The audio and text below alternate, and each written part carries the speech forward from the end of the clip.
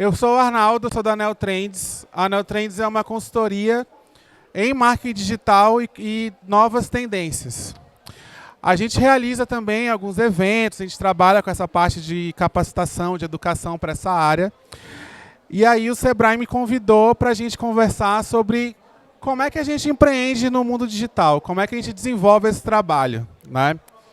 É muito importante, antes da gente receber algumas dicas de como é que a gente empreende nessa área, é importante a gente derrubar alguns mitos que a gente tem. O primeiro grande mito é que é fácil, é de graça, é só abrir uma conta no Instagram, começar a publicar, receber likes, vai ficar milionário, né? Você vai começar a vender, as pessoas vão procurar vocês, e a gente sabe que isso não é verdade. A ferramenta, ela até estimula que no começo você consiga receber um alcance legal, você consiga receber um engajamento legal, que são os likes, os comentários, mas passa um tempo, a gente começa a dar uma estagnada, né? A gente não cresce mais, os likes diminuem, e com a diminuição dos likes vem a desmotivação e as pessoas acabam desistindo do seu negócio, desistindo desse canal de comunicação que é muito poderoso, que dá resultado, tanto para você que quer ter uma carreira enquanto influenciador digital, ou você que quer utilizar as redes sociais, quer utilizar a internet para alavancar os seus negócios. Qual é a grande bronca da internet hoje? Todo mundo quer aparecer. A gente não admite, mas a gente adora aparecer. Tá? Não é à toa que eu estou aqui em cima, por exemplo. Não é à toa que você cria um perfil na internet. Sabe aquela história, eu criei esse perfil para encontrar minha família, meus amigos de colégio. Mentira. Tá? Você está lá para aparecer, você está lá para alimentar o seu ego, você está lá para participar de uma comunidade onde isso vai te fazer algum benefício. E o problema, a gente nunca é aparecer. Aparecer é bom. Você precisa disso, inclusive, para gerar negócios, para ampliar seu networking. A questão toda da deturpação do que o Arnaldo quer aparecer, por exemplo, é qual é o que está por trás disso, né? Qual é o objetivo disso. Então, a gente tem que desmistificar essa palavra. Aparecer é bom, não é à toa que você cria um perfil para isso. Depois que você supera esse tabu, que você precisa aparecer, precisa desenvolver uma presença digital para a tua marca, e na internet, nas redes sociais, a presença digital da tua marca é você, tá? Você humaniza a sua marca através da tua própria presença. Não é à toa, por exemplo, que os chefes de cozinha foram para o salão, que hoje a gente conhece quem é a Luísa do Magazine Luiza, a gente conhece o presidente de grandes empresas, conhece os grandes chefes de restaurantes. Por quê? Porque a gente se apaixona pelas histórias que eles têm para contar. A gente se interessa pelo conteúdo, não só pela venda. Mídia social é mais social do que mídia. Eu estou procurando histórias que agreguem, que me façam participar de alguma coisa, que me confiram reconhecimento social. Se eu não puder dar nenhuma dica, se vocês não puderem lembrar de nada, lembrem desse termo. As pessoas querem reconhecimento social.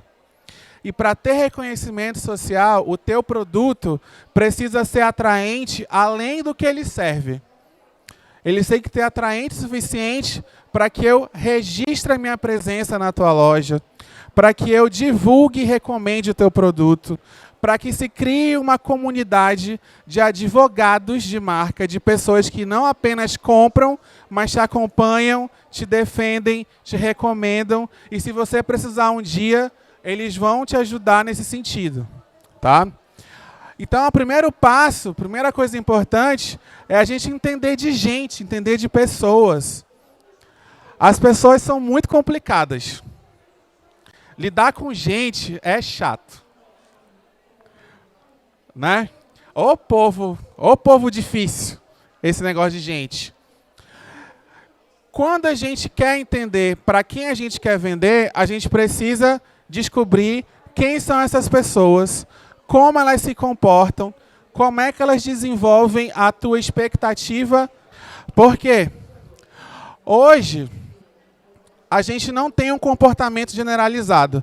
Quando você pensa assim, Arnaldo, para quem eu vou vender o meu produto e o meu serviço? Hoje a gente fala que o perfil de consumo é unclassed, é inclassificável. Ou seja, se eu quiser vender... Qual é o seu nome? Deixa eu ver aqui, seu nome. Então, se eu quiser vender para a Marilene, eu tenho que saber qual é o problema da Marilene. Quem ela é, como ela se comporta, qual é a expectativa que ela tem em relação ao meu produto. E esse tipo de inteligência é a internet que me traz. Esse tipo de customização para eu entender o que as pessoas precisam do meu produto é a internet que entrega. E isso não tem nada a ver com o consumo do produto.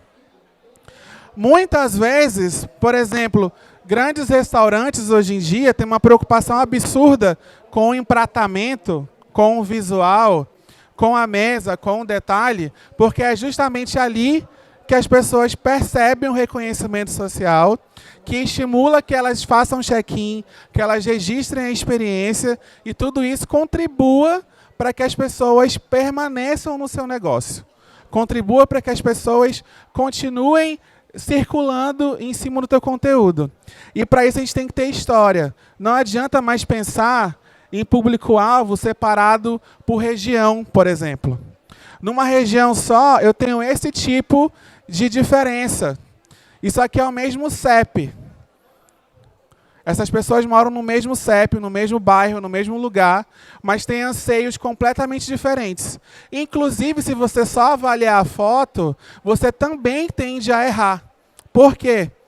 Porque as necessidades das pessoas hoje em dia independem de classe, independem do quanto elas ganham, independem de onde elas moram, depende muito mais do que elas querem. Tá? Então, por exemplo, se eu tenho produtos eletrônicos para vender, essa primeira parte da foto, onde tem uma comunidade mais humilde, muitas vezes é o meu público-alvo. Por quê? Porque são pessoas que investem no entretenimento indoor, por exemplo. Se vocês forem em regiões mais afastadas ou visualmente humildes, muitas casas, quando você entra, tá lá uma TV grandona, tá lá um videogame legal, tá lá um sofá confortável, porque elas não saem de casa. O outro lado da foto está preocupado com a experiência. Quer ir para um restaurante legal, quer viajar para um lugar bacana, quer frequentar um bar interessante, quer tirar foto de um drink diferente. Hoje a gente vai num bar, por exemplo, a gente pede uma caipirinha, ela vem presa numa gaiola, dentro de uma banheira, ela vem com enfeite, ela vem com um monte de coisa. Por quê? Porque eu quero te estimular que você faça parte da identidade daquele negócio. Então, a natureza disso tudo está em detalhe, está em criar uma história, porque as pessoas cansaram de propaganda. O que é propaganda hoje? É uma coisa que me interrompe. Eu deixo de assistir a novela está lá no auge, Laureta vai matar alguém, aí, comercial, que desgraça. Né? E mesmo que você mantenha a TV ligada, continue no sofá, o que você vai fazer quando dá comercial? Vem um concorrente muito mais forte, que é o celular de vocês. Vocês baixam a cabeça e começam a prestar atenção em outras coisas, porque nós somos pessoas que não temos foco. A sociedade de hoje não tem foco para nada. A gente dispersa muito fácil. Para vocês terem uma ideia, quando começaram os seriados, as novelas, elas tinham 50 minutos, porque tinha um estudo que mostrava que o nosso tempo máximo de foco era 50 minutos. Depois isso caiu para meia hora, caiu para 15 minutos, caiu para 3 minutos. Tá? E tem estudos que dizem que hoje o nosso foco não passa de 1 minuto em alguma coisa. Por isso que aqueles comerciais do YouTube, eles têm 5 segundos para me convencer a não apertar o botão de pular o anúncio. Eu estou espalhado em várias janelas o dia inteiro, a toda hora, a todo momento. Né? Eu estou com 10 conversas no WhatsApp, com 20 grupos dando bom dia, com 3 e-mails novos para responder, com 10 séries do Netflix para maratonar, com filme para assistir, novela para acompanhar, Facebook para responder, Instagram para stalkear os outros, para dar like em quem eu quero, pegar no fim de semana. Tem um monte de coisa para fazer, tudo aqui dentro. Então, mesmo que você mantenha o foco na plataforma, mesmo que você mantenha o foco no aparelho, você está disperso aqui dentro. Então, o teu conteúdo de marca tem que ser muito atraente. E para ele ser muito atraente, o primeiro passo é: não pode parecer propaganda. Eu não perco tempo com isso. Tanto que as propagandas hoje em dia, se vocês forem avaliar, elas não são mais, por exemplo, propaganda de banco. Há quantos anos a gente não escuta abra uma conta? Ou oferecendo um produto, compre uma previdência, venha aqui no banco, converse com o seu gerente, isso não existe mais. O Itaú começa a contar uma história de um pai que consegue tempo para ler o livro para uma criança. Por quê? Porque é isso que eu preciso quando eu abro uma conta lá. A gente tem que entender quais são as intenções reais das pessoas para construir histórias atraentes, para fazer com que elas parem para nos observar. Então, como é que eu desenvolvo uma história atraente? Por exemplo, isso aqui serve de exemplo. A gente está cheio de distrações em volta da gente, mas pelo interesse que vocês têm, que por algum motivo vocês escolheram estar aqui comigo agora, vocês estão prestando atenção em mim. Se eu começar a falar mais baixo, se eu começar a não fazer esse movimento, ignorar um lado da plateia ou não gritar como eu estou gritando, vai ter uma hora que vocês vão levantar, vão dispersar, vão baixar a cabeça, vão olhar para o celular, não vão prestar atenção no que eu estou dizendo. Tá? E todo esse processo de compra, de acompanhar uma marca, de seguir um influenciador, de aprender alguma coisa, está muito voltado para o desejo de ser único. A gente tem uma coisa muito ambígua também no nosso meio. A gente quer, por exemplo, eu quero ter um iPhone, mas aí eu coloco... Só que aí nasce todo um mercado em volta do iPhone para que eu seja diferente. A minha capa é diferente, o meu fundo de tela é diferente, eu compro um monte de bugiganga para começar a colocar a minha identidade. Tá? E isso é uma coisa que vocês têm que começar a observar no mercado. Como as coisas surgem a partir de demandas que não parecem tão interessantes assim.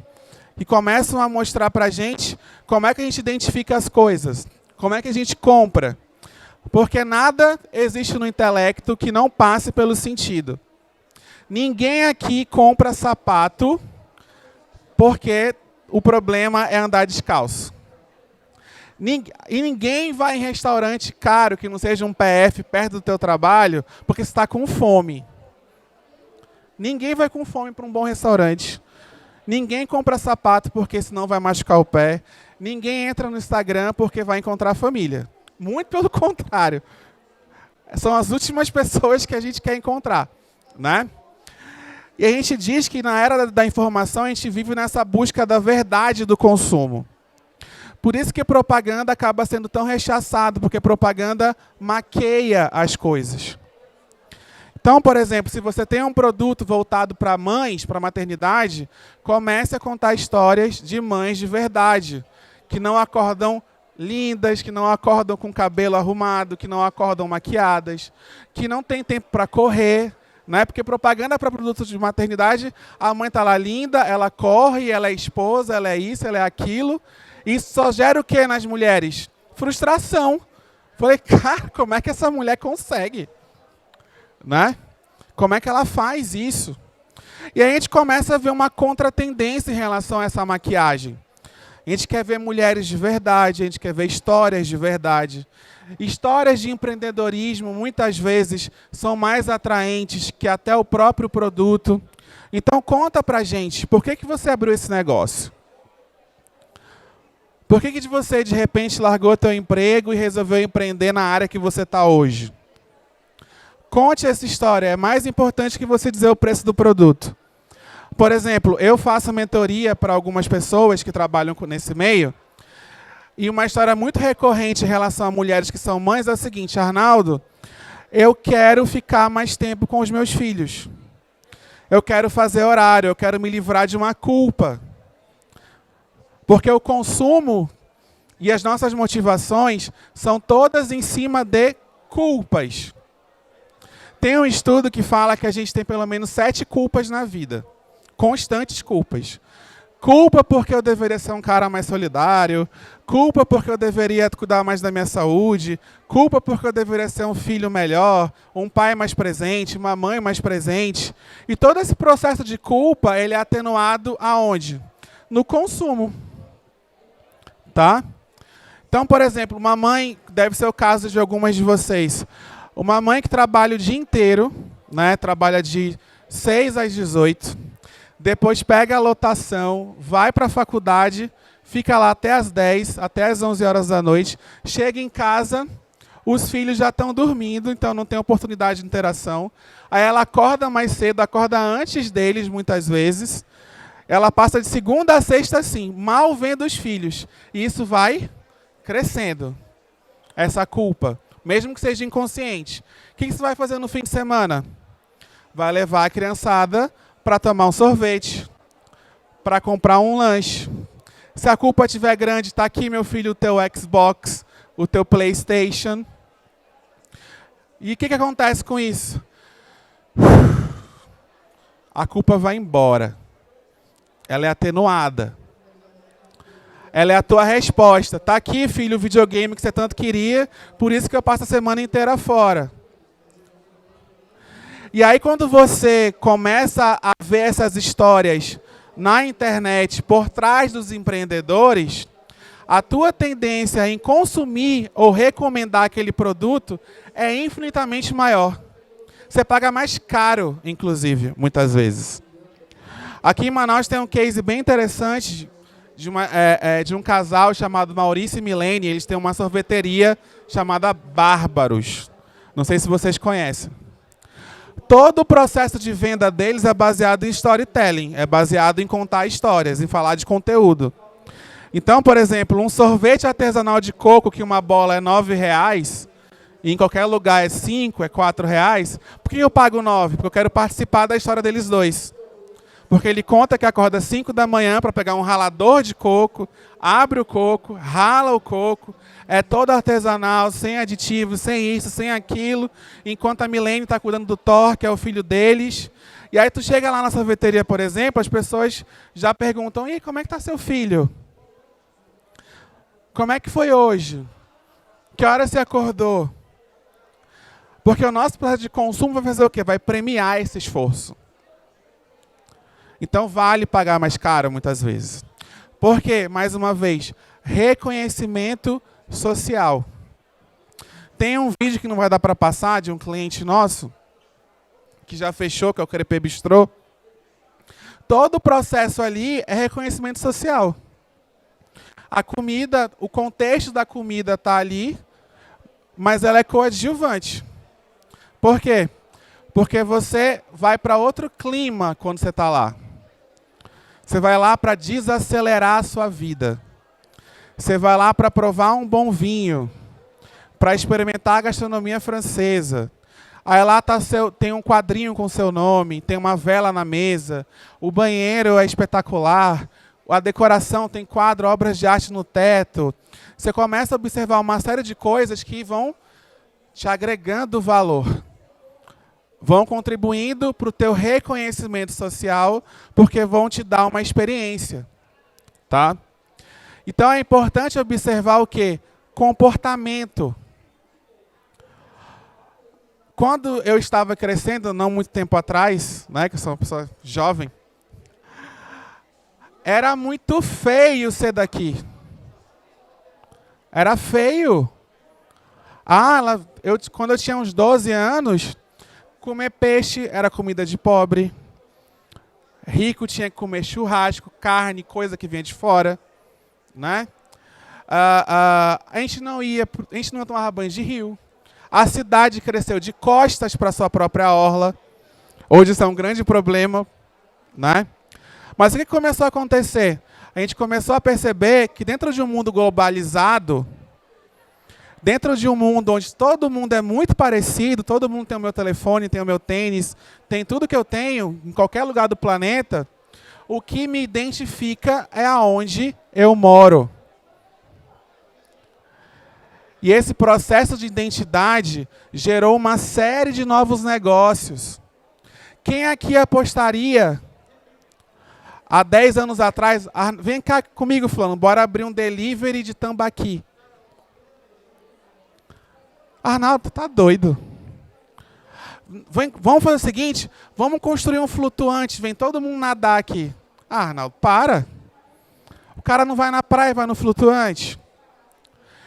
E aí vocês percebem que uma tendência de comportamento, que é a identidade, geram-se uma série de negócios.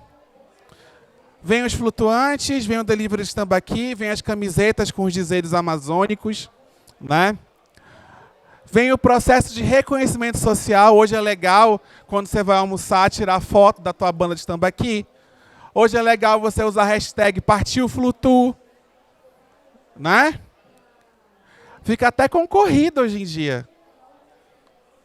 Então, o primeiro passo é entender de comportamento. O que as pessoas estão procurando? Como é que elas querem se sentir representadas? Como é que você utiliza esse sentimento de culpa delas? Como é que você aproveita as tendências de comportamento que estão na tua frente? Tá? Aí foi o que eu falei, a identidade é cada vez mais local, então se teu produto tiver algum processo de identidade amazônica, ele tem chance de dar certo, explore isso. Tá? Os humilhados serão exaltados. Tem uma brincadeira na internet, né? Quando os humilhados serão exaltados? Já está acontecendo. Se você se sente humilhado, está chegando a sua hora de ser exaltado. Por quê? Porque os nossos novos ídolos são muito reais. Eles não são mais idealizados, né? Eu costumo brincar assim, qual é a diferença dos ídolos da minha infância para hoje? Os nossos ídolos eram projetados, eram inalcançáveis. As mulheres de beleza impossível. Pessoas que não eram muito reais. Tá? Para ter uma ideia, por exemplo, quem era o meu grande ídolo da infância? Ela não era nem desse mundo. Né? Ela descia de uma nave, não é? Vinha uma nave no meio do palco, aí descia aquela mulher alta, loira, de olhos claros, totalmente fora do meu fenótipo, certo? Ela brincava com os ETs, aí vinha as paquitas todas loiras, de cabelos lisos e olhos claros.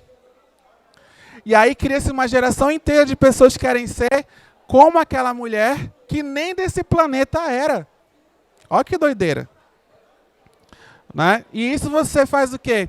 Elege presidentes assim, você elege pessoas próximas de você assim. Hoje não, as histórias inspiradoras que eu quero escutar são as de vocês. É a história da sorveteria que eu posso ir ali na esquina e experimentar o sorvete deles. É a história da loja que abriu com 2 sócias mulheres porque elas resolveram que não iam ficar mais em casa. Eu quero participar disso.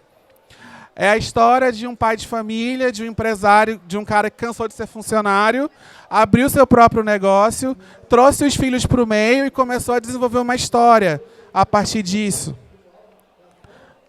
É a gente ser cada vez mais próximo. A gente vê pessoas, olha, esse cara aqui, pô, verdade. Ele é parecido comigo, ele mora no mesmo lugar que eu moro, ele tem uma história parecida, então o que acontece? Eu também posso.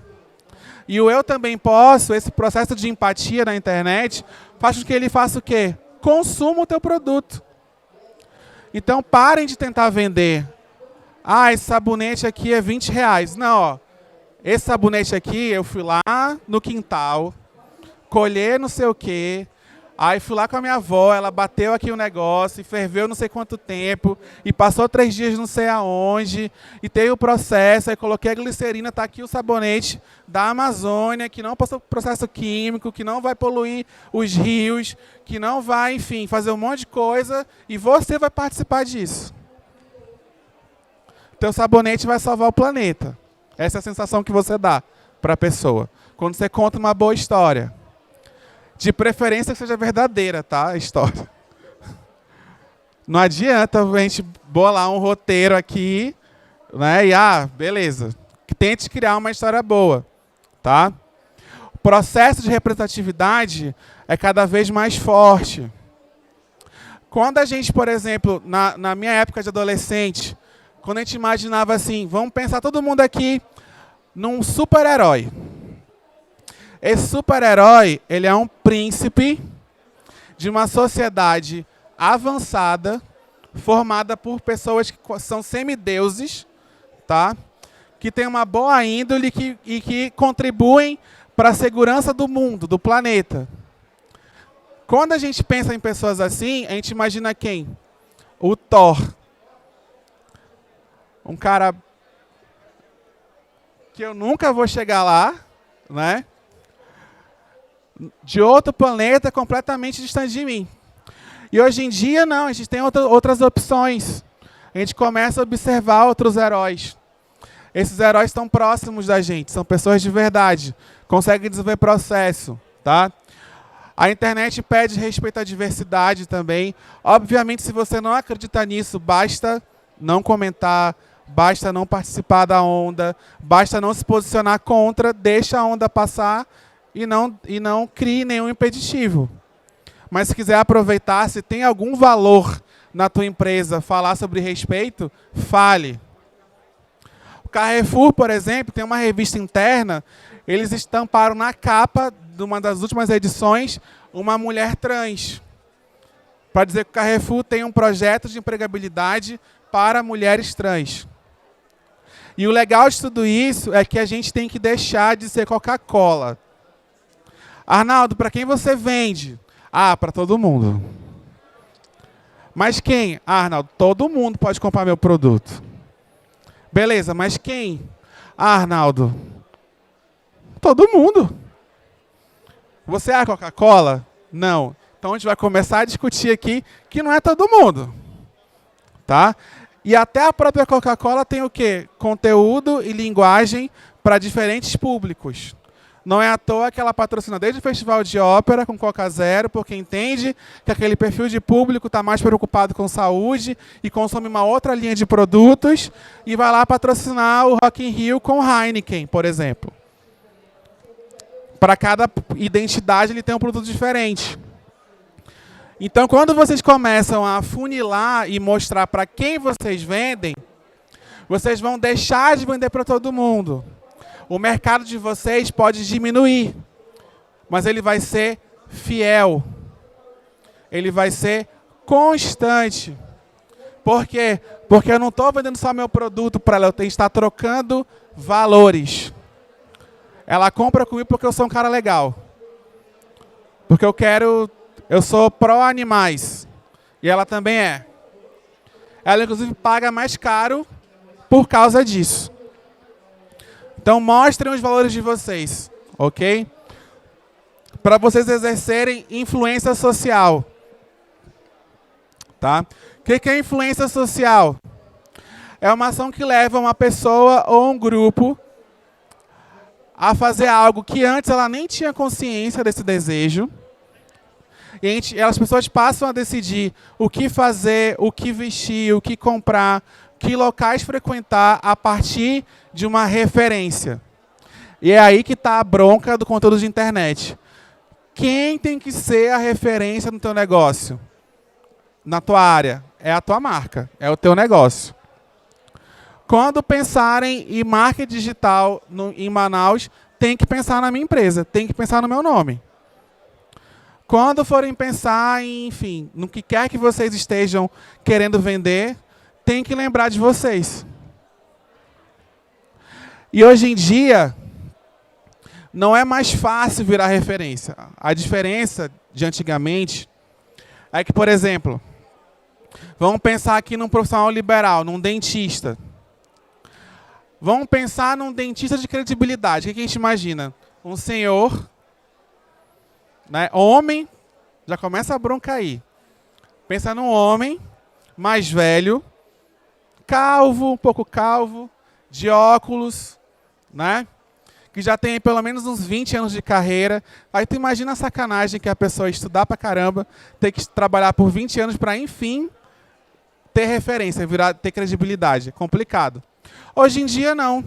Eu começo a desenvolver minha presença social, as pessoas começam a me seguir, os meus clientes começam a me recomendar, eu vou construindo uma persona a partir da minha marca.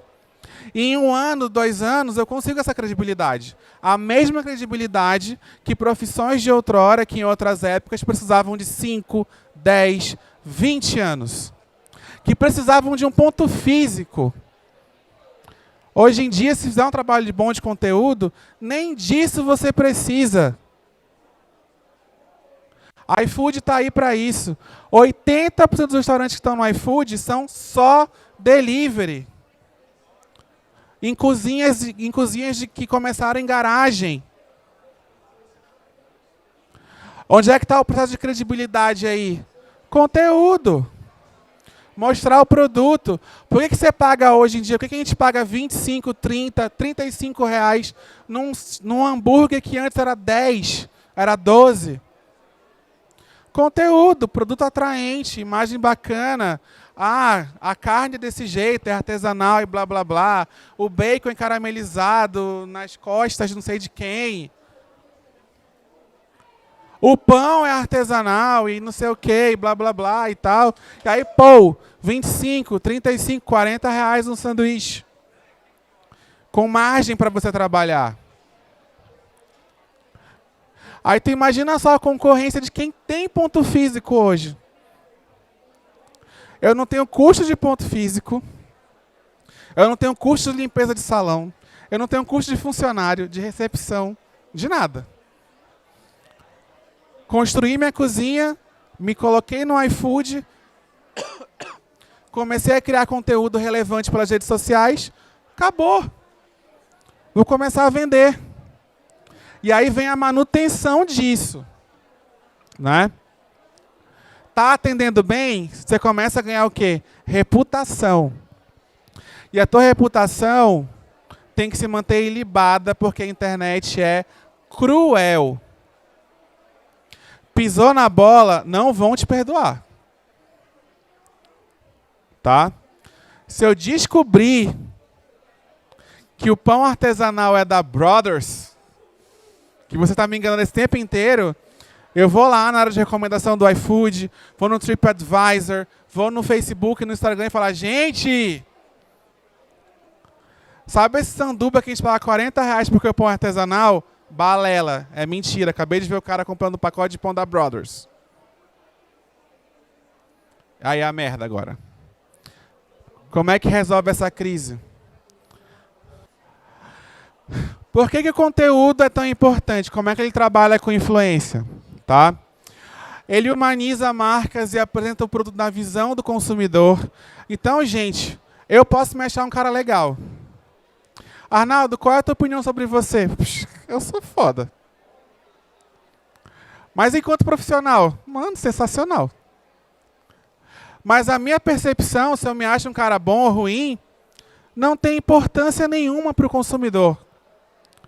O meu processo de conteúdo tem que ser construído a partir da visão deles. O que eles acham de mim? Qual é a expectativa que eles têm em relação ao meu serviço? Qual é o resultado que eles têm em relação à entrega que eu faço? Se eu consigo conferir status e reconhecimento social para eles. Se a gente consegue desenvolver um bom relacionamento. E é importante investir nisso. A gente menospreza os detalhes e se concentra demais na parte principal do produto. Tá? Eu tenho uma cliente, eu fui dar uma palestrinha ontem dentro da empresa dela, e ela está grávida. O que eu faço? Eu tenho sempre uma caixa de brigadeiro chocolate belga. Eu estou entrando na empresa. Se ela tiver de cara fechada, eu chego, Ju, você quer um chocolate? Eu mudo o dia dela. Teve uma vez uma palestra nessa empresa mesmo, que a palestra falhou, o meu material falhou, eu tive que improvisar e nem assim levei esculacho. Por quê? Porque eu entreguei o chocolatinho, que libera ocitocina e radicais livres no cérebro dela. É sério. Isso é neuromarketing. Eu já mudei dia de cliente sem fazer o trabalho. Fui lá e dei um abraço nela. Acabou. A gente tem que entender o que as pessoas querem, tá? Como eu falei, estimula a necessidade de reconhecimento social, diminui critérios e objeções. Ah, Arnaldo, é caro. Ah, não, mas, pô, vale, é o pão artesanal, com cheeseburger não sei o quê, com a horta é na casa do cara, olha que bacana, não tem agrotóxico, blá, blá, blá, então não é tão caro assim. Você vai começar a eliminar essas objeções. Pensem nisso em conteúdo. Arnaldo, eu tenho um produto. Quais são as principais objeções desse produto? Com essas objeções, trabalhe em conteúdo. Arnaldo, acha meu produto caro. Ok, então descreva qual é a percepção de valor que teu produto tem que ter em relação às pessoas. Arnaldo, meu produto demora para chegar. Ok, explique para as pessoas que ele demora por causa disso, disso, disso, disso, e que vale a pena por causa disso, disso, daquilo outro. Antes de aparecer a objeção, já tenha um conteúdo para tirar do cliente essa ideia de que ele não vai comprar teu produto. Tá? Não existe bloqueador de anúncio para conteúdo de influência. Isso é muito importante. Conteúdo desenvolve clientes mais engajados. Vou dar uma acelerada, tá? A publicidade já tem que ser social e não interruptiva, como eu já falei para vocês. Ok? O mercado digital é enorme. O brasileiro é o segundo usuário de internet no mundo. Tem N demandas de mercado para você fazer trabalho de internet. Por exemplo, eu vendo tecnologia. A minha loja de eletrônicos, eu vendo o iPhone que é R$6.000. Como é que eu faço uma pessoa investir num telefone que ele não conhece? Educação. A gente faz o que a gente chama na internet hoje de unboxing de produto. Eu vou contratar um youtuber, um cara mais descoladinho. Ele vai abrir a caixa do iPhone, mostrar como funciona, mostrar as funcionalidades, mostrar o design dele. E aí fica menos complicado para o meu cliente comprar. Por quê? Porque antes de ter o produto, ele já está sendo educado para usá-lo. Então, se o teu produto precisa de educação, não responsabilize o seu cliente por isso. Ensine ele antes dele comprar, por exemplo. Tá? Você controla a crise, você ganha seguidor. No final tem o meu e-mail, eu entrego para vocês essa apresentação, tá? Você tem que pensar quem é que está interessado em você, como é que você desenvolve essa persona, como é que você conhece as pessoas através de comportamento, público-alvo. Público-alvo hoje em dia não é mais, eu atendo homens de 35 anos, mulheres de 25, crianças de 12. Não é isso. Você tem que encontrar qual é a persona do teu conteúdo. Quem é essa persona? É um personagem rico em detalhes. Vou dar um exemplo. Na minha agência, eu tenho algumas personas, que são o tipo de cliente que eu quero. Qual é o tipo de cliente que eu quero? O principal lá na agência. O cenário manauara, ele é muito... Boa parte do mercado manauara são de empresas familiares. E empresas de gestão familiar.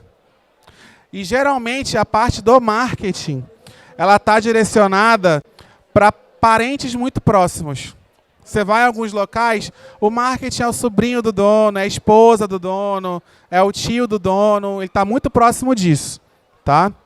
E aí a minha persona principal chama-se Viviane. Ela é uma mulher, tem 35 anos, é gerente de marketing da empresa.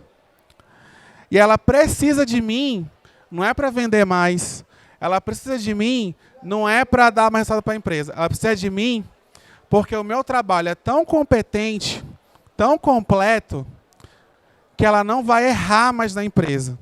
Porque quando uma mulher, esposa do dono, filha do dono, erra numa empresa, ela volta a ser só a mulher. E isso é muito cruel para ela. Tu tá lá super competente fazendo tuas coisas, pisou na bola, tinha que ser a esposa do cara. É por isso que não vai para frente, tinha que ser a filha do dono. E isso é muito cruel. E o meu trabalho é evitar que esse dia chegue. E isso é muito mais forte que qualquer planilha. Se vocês terem uma ideia, eu tenho uma carteira de uns 12, 13 clientes hoje em dia, mais da metade é esse perfil, são essas mulheres. Porque eu foquei nelas.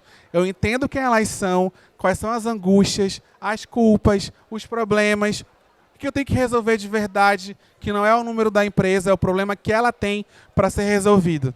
Quando vocês entenderem qual é o problema de verdade que o cliente de vocês tem, vocês vão parar de ter dificuldade de vender para eles, porque vocês não vão fazer oferta.